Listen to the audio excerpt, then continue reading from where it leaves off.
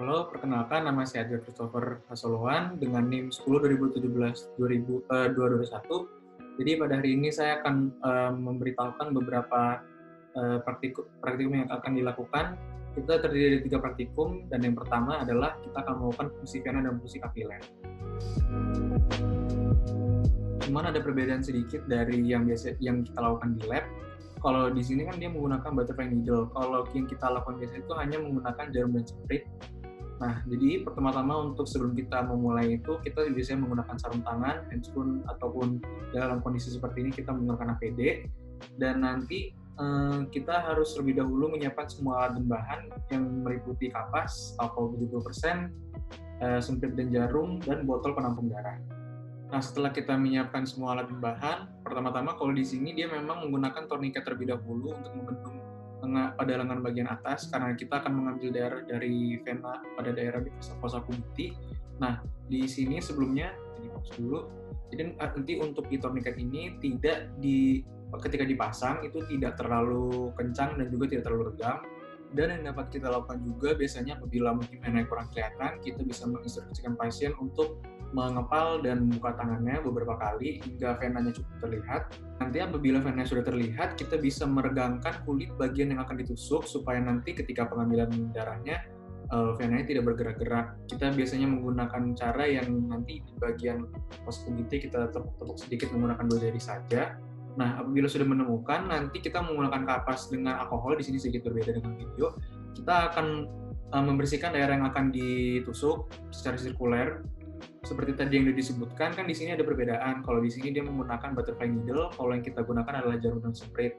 Nah, setelah tadi sudah kita bersihkan dengan alkohol, kita tunggu dulu sampai kering. Kemudian menggunakan jarum dan semprit kita tusuk dari bagian kulit hingga mencapai lumen vena. Nah, nanti apabila darah sudah terlihat keluar, maka tariklah menggunakan semprit hingga jumlah darah yang diinginkan.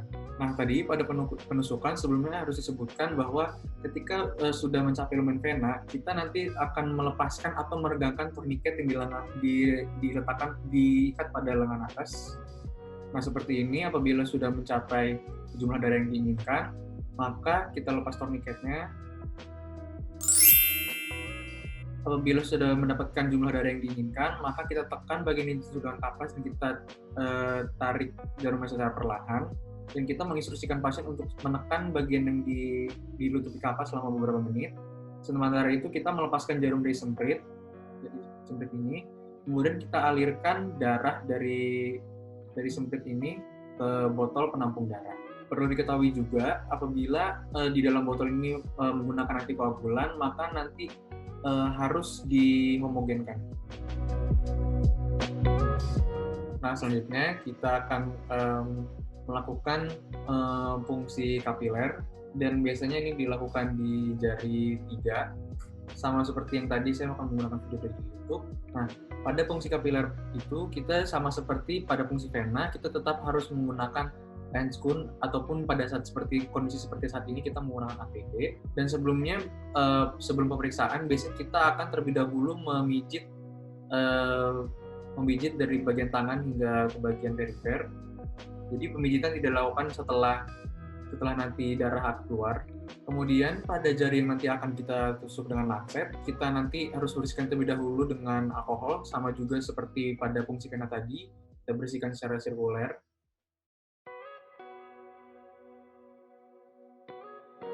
Bisa kita lihat dia membersihkan dengan alkohol swab.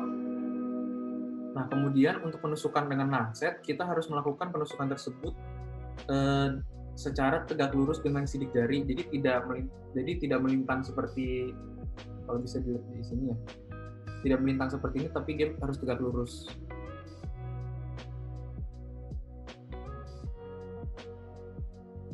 Nah, setelah penusukan, aliran darah yang pertama yang keluar itu nanti akan kita bersihkan terlebih dahulu, dan nanti aliran darah selanjutnya itulah yang nanti akan kita gunakan untuk sebagai bahan pemeriksaan nanti. Nah, untuk praktikum pertama, kita akan memeriksa kadar HB menggunakan cara Sahli. Nah, beberapa alat dan bahan yang kita perlukan adalah ini calibration tube-nya nanti untuk membandingkan. Ini ada distilled water, ada alcohol swab tadi, dan lancet untuk melakukan fungsi kapiler, dan juga ini ada HCl 0,1N. Nah, yang pertama, jadi nanti pada calibration tube ini ada bagian tabung yang kosong. Nah, tabung yang kosong ini nanti akan kita isi dengan 5 tetes HCl 0,1N atau diisi hingga mencapai nanti di sini ada tertera batas tulisannya 2. Kita kesampingkan terlebih dahulu. Nah, kemudian ini hanya sekilas pengolahan saja. Jadi tadi setelah melakukan fungsi kapiler itu, nanti kan darahnya akan keluar. Pada darah keluar pertama, kita akan bersihkan terlebih dahulu. Nanti setelah kita bersihkan aliran darah pertama, aliran darah kedua akan kita gunakan dan akan kita ambil sebagai bahan pemeriksaan. Menggunakan pipet Sahli, kita isi darah dari aliran darah kapiler ini hingga mencapai batas 20 mikroliter.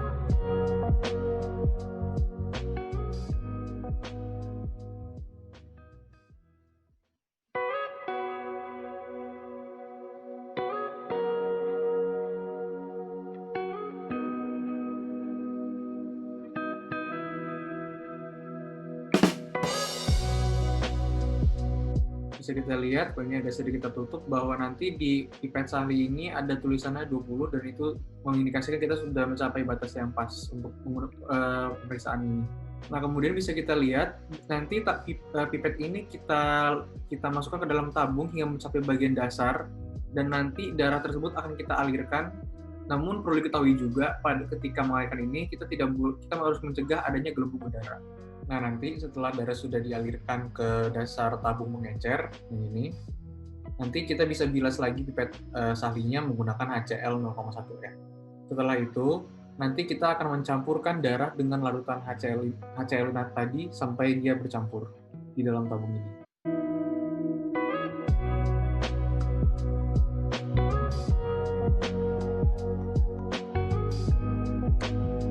Nah, pada saat ini kita nanti akan mencampur antara HCl yang 0,1 tadi dengan darah hingga terbentuk warna coklat. Ini kalau kita bisa lihat di dasar ini terus terbentuk seperti warna coklat. Bisa kita lihat ini dia tetap dihomogenkan lagi, diaduk lagi. Nah, apabila sudah tercampur tadi, kita meneteskan Aquades pada tabung pengencer yang di sini. Kita teteskan hingga warna yang ada pada tabung ini serupa dengan warna tabung yang ada di sampingnya. Warna ini. Kita teteskan terus sampai warnanya menyerupai atau bahkan warnanya sama. Apabila warnanya sudah seperti ini, maka kita dapat menghentikan penambahan Aquades dan kita membaca angka batas atas pada permukaan tabung pengencer tersebut, dan maka nanti angka tersebut merupakan hasil dari kadar hemoglobin dalam satuan gram per desiliter.